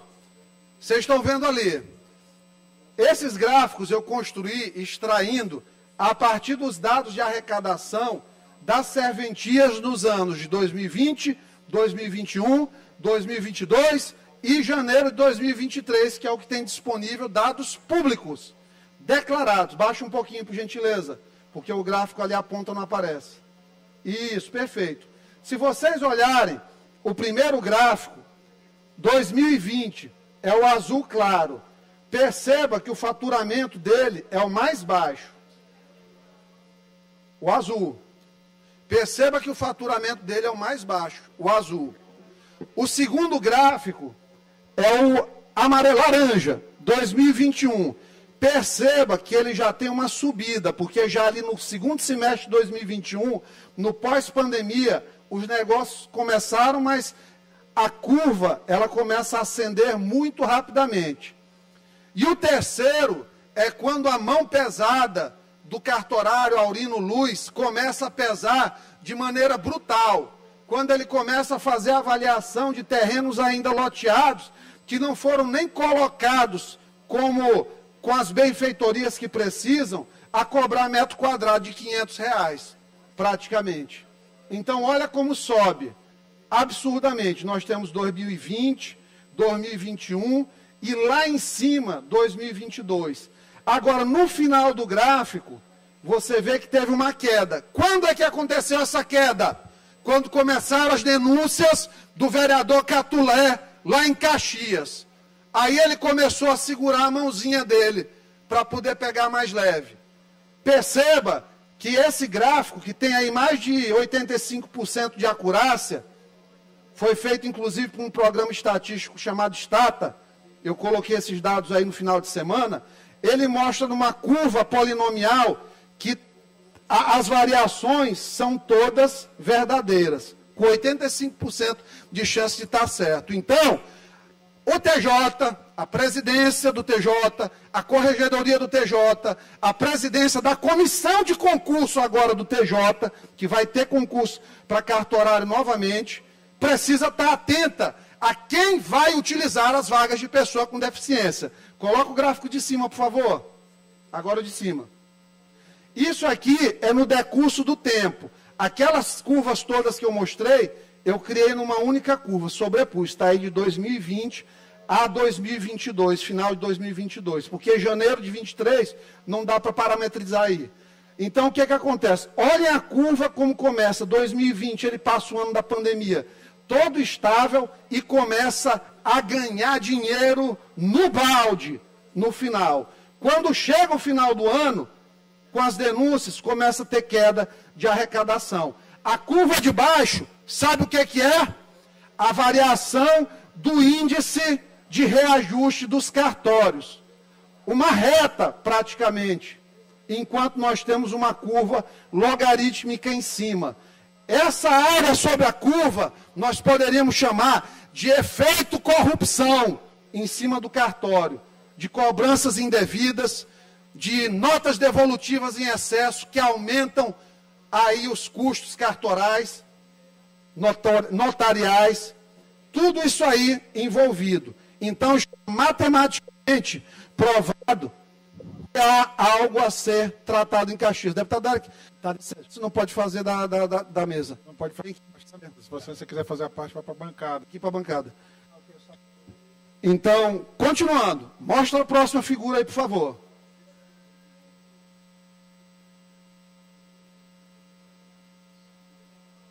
A próxima. Próxima. Amplia essa é a outra. Não, anterior mesmo. Amplia. Pronto. Amplia bem. Perfeito. O que é que está acontecendo lá em Caxias que explica essas coisas? Isso é o que está declarado. Vamos ao não declarado. Existe um instrumento jurídico chamado a uso capião administrativa. O que é isso? Uma pessoa chega ao cartório com uma justificativa e diz que merece ser dona daquele terreno. O que ele faz? Ele facilita a venda do terreno, arruma um laranja, essas uso capiões administrativas são colocadas em nome de laranjas, e ele depois, com essa empresa, essa FR Agropecuária, Empreendimentos e Participações, compra todos os terrenos. Todos os terrenos. Passa a próxima, por favor. Passa a próxima. A próxima. Olha o quadro societário aí da empresa. Mulher e filhas. Ele não poderia nem lavrar isso aí, mas ele coloca um escriturário. Não é nem o notário que está assinando essas escrituras. Portanto, uma infração gravíssima. Corregedoria do TJ tem que se pronunciar sobre isso aqui. Porque isso aqui é roubo, é acumulação indevida de patrimônio utilizando da serventia judicial em benefício próprio. A avaliação desses terrenos aqui, vou fazer um requerimento. Eu espero que a mesa da Assembleia não impeça esse requerimento de chegar, porque nós vamos pedir todos esses negócios ao cartório para que venham para essa Assembleia. Se não for, nós vamos movimentar uma CPI. Eu quero que meus colegas me ajudem nisso. Porque não é possível que nós não vamos dar voz a todas essas pessoas que estão sendo roubadas em cartório. Pessoas como o seu Miguel Tânios. Pode passar o próximo aí. Passa o próximo. Que foi achacado e que quando denunciou o caso, recebeu um Pix de 11 mil reais do seu Aurino de volta. Está aí o comprovante da devolução do dinheiro. Por fora. Ou seja, barra ao FERJ.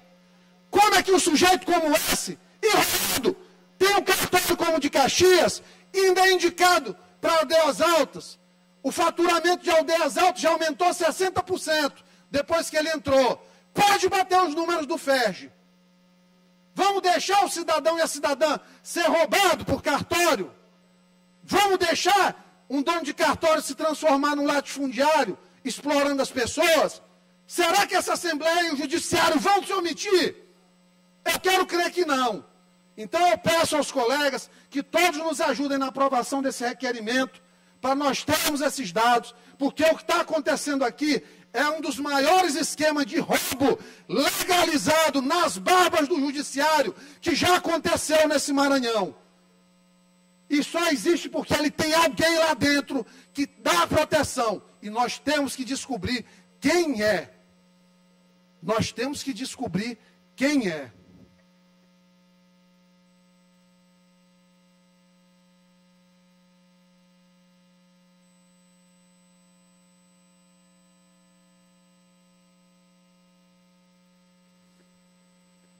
Obrigado, senhor presidente. Tempo dos blocos.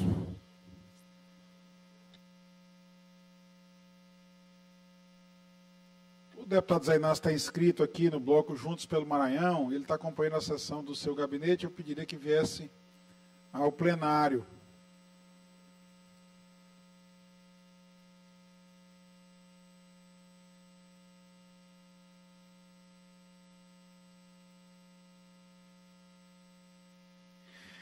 O deputado Iglesias também está inscrito no bloco Junto pelo Maranhão. Eu concedo primeiro a palavra ao deputado Iglesias, enquanto o deputado Zé Inácio se desloca até o plenário. E, presidente, eu não poderia deixar de registrar nesse pronunciamento, porque quase me faltou a memória diante de tantos absurdos. Sabe o que ele fez, o Aurino fez?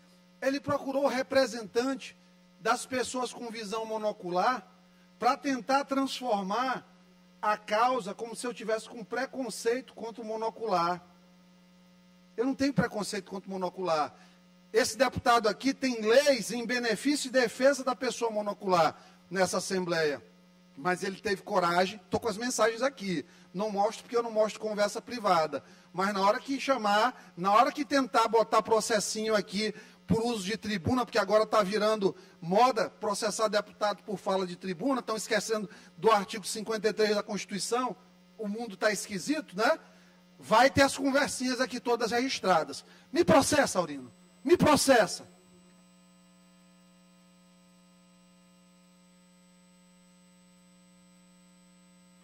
Reitero o convite ao deputado Zé Inácio, que está acompanhando a sessão do seu gabinete, em outra agenda, para que se desloque até o plenário.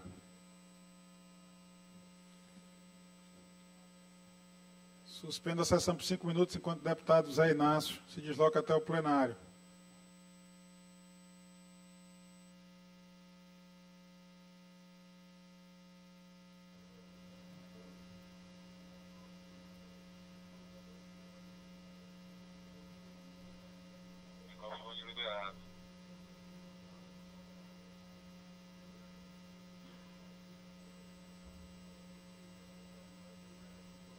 Daqui não, ela vai gravar só. Ela vai...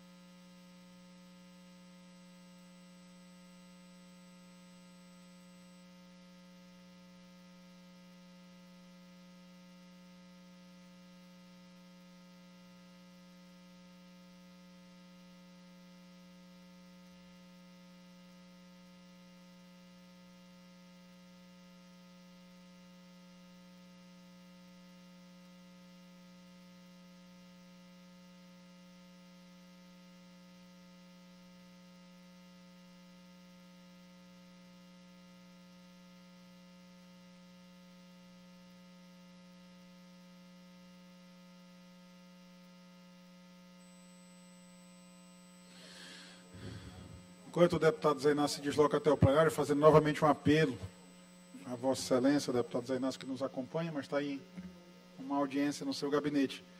Quando a leitura, nos termos do regimento interno, determina a inclusão na ordem do dia da sessão ordinária de quinta-feira, dia 23 de março de 2023, das seguintes proposições. Requerimentos número 90 e 93, de autoria dos deputados Carlos Lula e Júlio Mendonça, solicitando seja autorizada a criação de comissão especial para cumprir missão temporária com vistas a acompanhar conflito agrário na comunidade Baixão dos Rocha, no município de São Benedito do Rio Preto. Requerimento número 91/2023, de autoria do deputado Guilherme Paes, solicitando que seja enviada a mensagem de congratulações ao senhor Clóvis Luiz Paes de Oliveira, parabenizando por haver sido convidado a assumir a 8ª Superintendência Regional da Companhia de Desenvolvimento do Vale do São Francisco e do Parnaíba, Codevasf. Requerimento número 94/2023, de autoria da deputada Janaína Ramos, solicitando que seja enviada mensagem de congratulação ao senhor Elano Medeiros Lima, parabenizando-o pela posse como chefe da Delegacia Federal de Polícia da cidade de Caxias. Finalmente, requerimento número 4, item 4, requerimento número 095/2023, de autoria da deputada Fabiana Vilar, solicitando que seja realizada uma sessão itinerante no município de Zedoca, visando discutir com autoridades do município e das regiões do Gurupi, Baixo e Alto Turi e a sociedade civil organizada. Esta é a ordem do dia da sessão de amanhã, da quinta-feira, dia 23 de março de 2023. Convido o deputado Zé Inácio, pelo bloco Juntos pelo Maranhão, por até 20 minutos, deputado Zé Inácio, com direito a partes.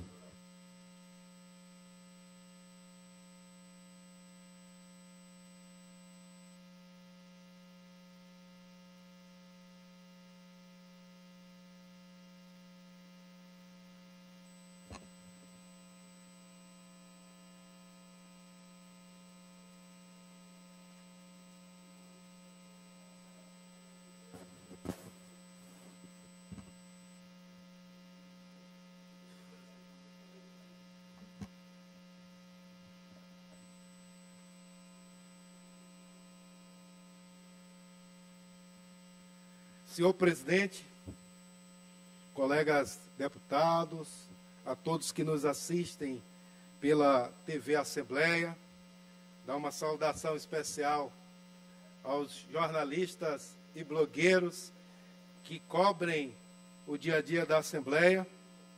Senhor presidente, ainda há pouco, no pequeno expediente, me referi à retomada do programa Bolsa Família. Falei rapidamente sobre o programa, mas quero novamente destacar a importância deste programa para o combate à pobreza em nosso país. Programa que foi reconhecido internacionalmente pela sua eficácia. O maior programa de transferência de renda do mundo. E por função disso, como destaquei anteriormente, vários prêmios o Brasil ganhou por conta deste programa, nas gestões do PT, do Partido dos Trabalhadores, do presidente Lula e da presidenta Dilma, e alguns países, dezenas de países, melhor dizendo, copiaram esse programa, inclusive países da Europa. E outra questão que eu também destaco como importante, a retomada de um programa que foi anunciado ontem, que é o programa Mais Médicos. Programa Mais Médicos para o Brasil. Um programa de muita eficiência, um programa importante, criticado, é bem verdade, por alguns, mas reconhecido pela grande maioria, não só da classe política, mas da população brasileira, como um programa importante e necessário, dada a carência de profissionais da área médica, sobretudo os médicos, na dificuldade de fazerem atendimento presencial nos municípios Brasil afora, sobretudo nos rincões deste enorme país continental chamado Brasil. Existem no Brasil mais de 500 mil profissionais da medicina, médicos, registrados no Brasil, no Conselho Nacional de Medicina. Mas a maioria absoluta desses médicos, eles residem, moram e atendem nas capitais principalmente. Vivem e atendem nos grandes centros do Brasil. E os municípios do interior do país, sobretudo, mais uma vez destaco, do Nordeste, municípios do norte do país, da região amazônica, tem médicos que não têm interesse de ir, ou por questões de priorizar uma clínica, consultório nos grandes centros, ou por conta da questão mesmo econômica, da remuneração que possam vir a receber. Então, o programa é importante, que retoma com uma nova, podemos dizer, com novos critérios. Um programa que visa atender inicialmente com 15 mil vagas em 2023, sendo que 5 mil sai agora no edital de março, mais 5 mil ainda no primeiro semestre e outras 5 mil vagas no segundo semestre, de acordo com o Ministério da Saúde.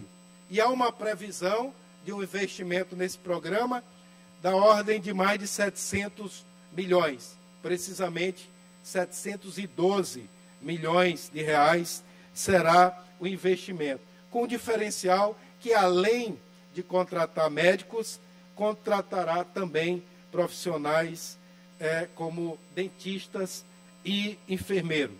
E uma outra coisa a destacar, que o programa ele é voltado prioritariamente para médicos brasileiros, médicos que atuam e residem no Brasil.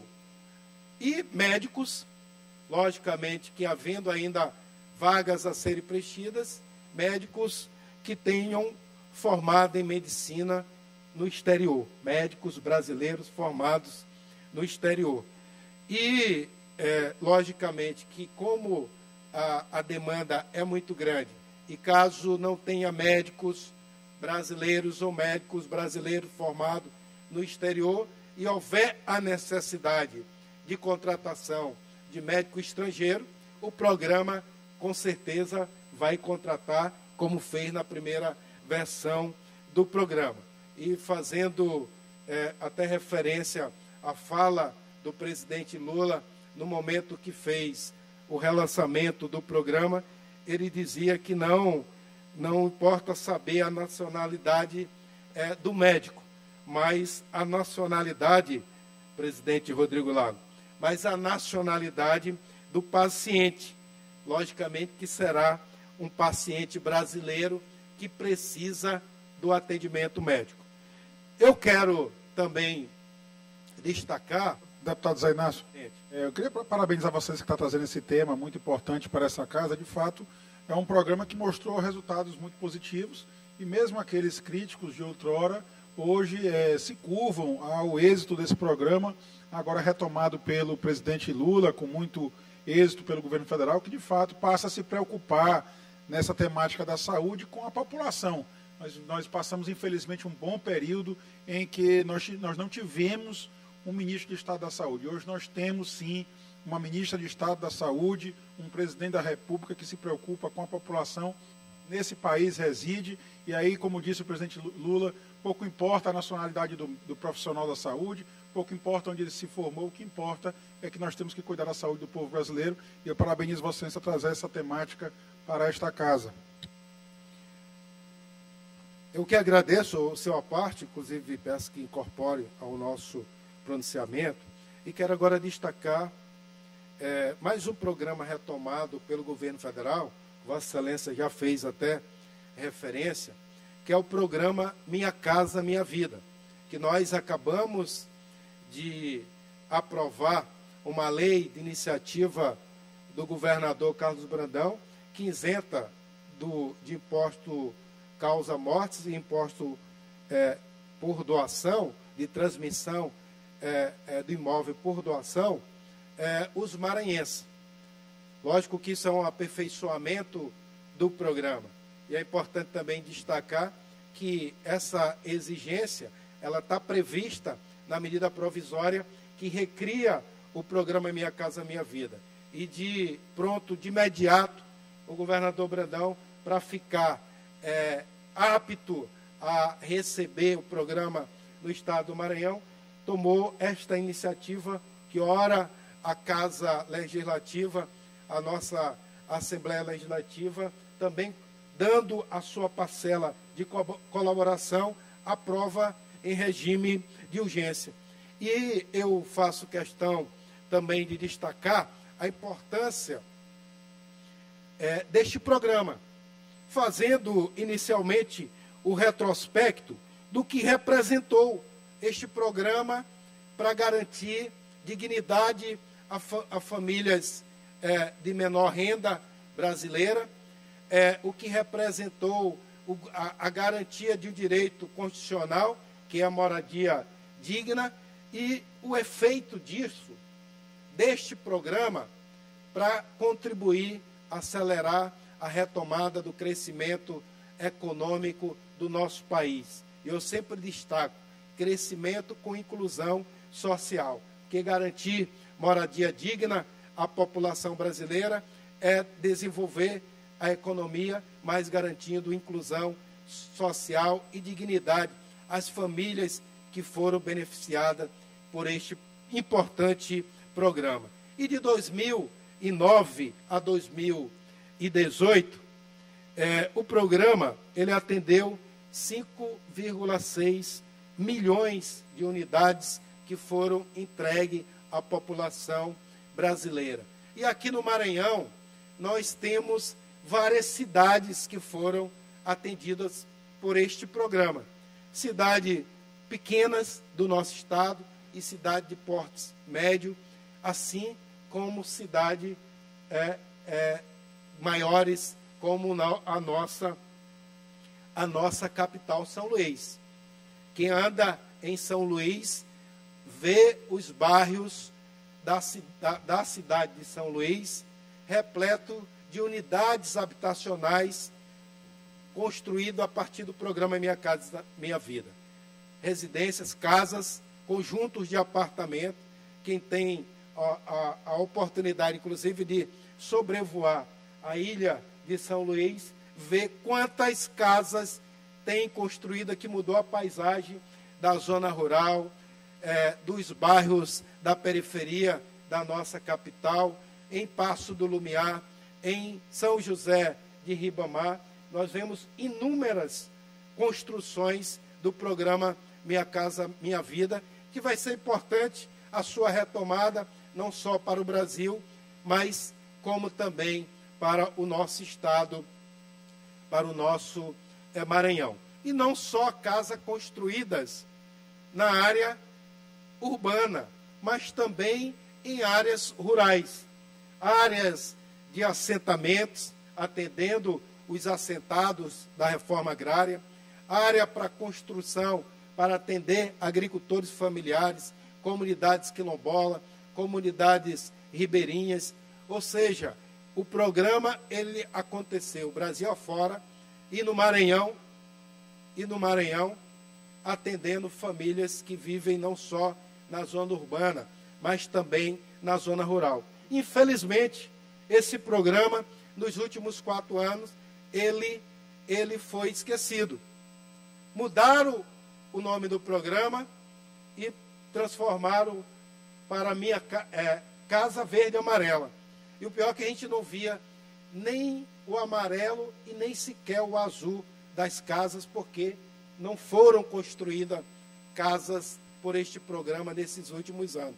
E retoma, senhor presidente, com muita força o programa, porque a novidade, uma das novidades do programa, que é aumentar a renda de passar de R$ 1.800 para R$ 2.640, tem uma importância para este momento, é que a meta do programa é contratar 2 milhões de moradias até 2026.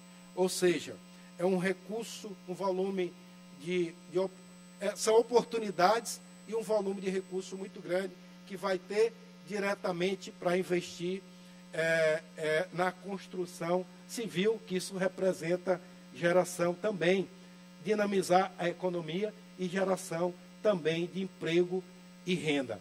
E isso é uma das marcas do programa, que com certeza nós vamos aumentar a oportunidade de trabalho. E quero destacar que já no lançamento do programa, anunciado pelo governo federal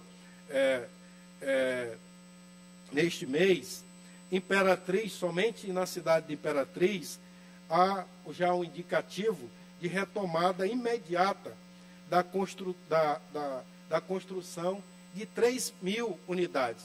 Ou seja, é um programa muito importante para o Maranhão.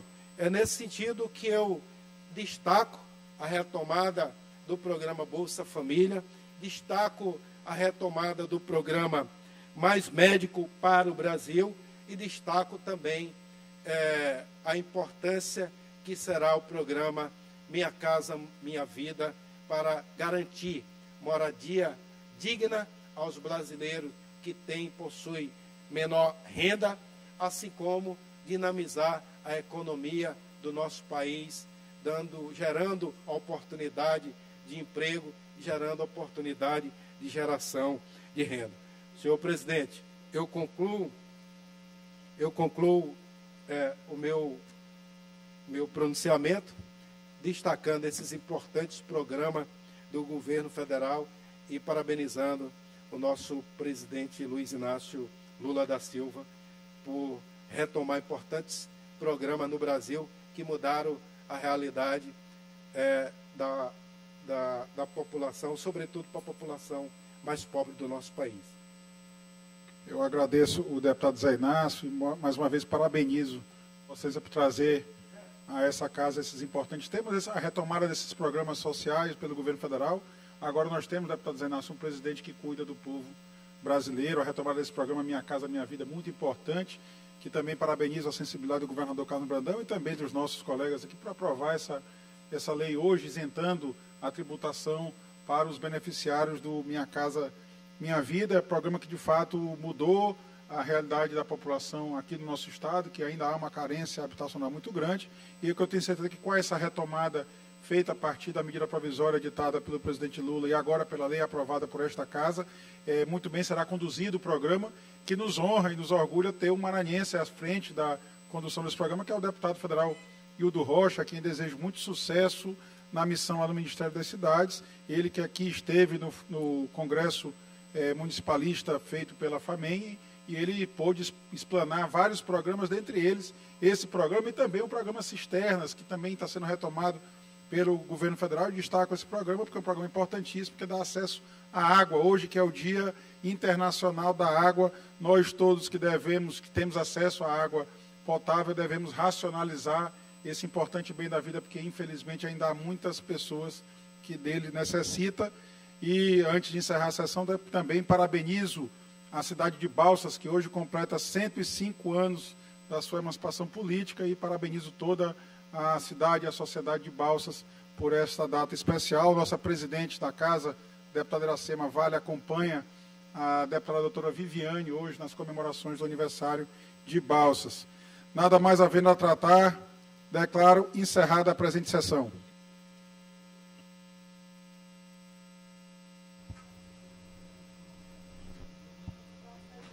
Aí você acompanhou a sessão plenária dessa quarta-feira, dia 22 de março. Mais informações sobre o trabalho dos parlamentares você acompanha em nossa programação e também em nossas redes sociais. Fique com a gente, uma boa tarde e até a próxima.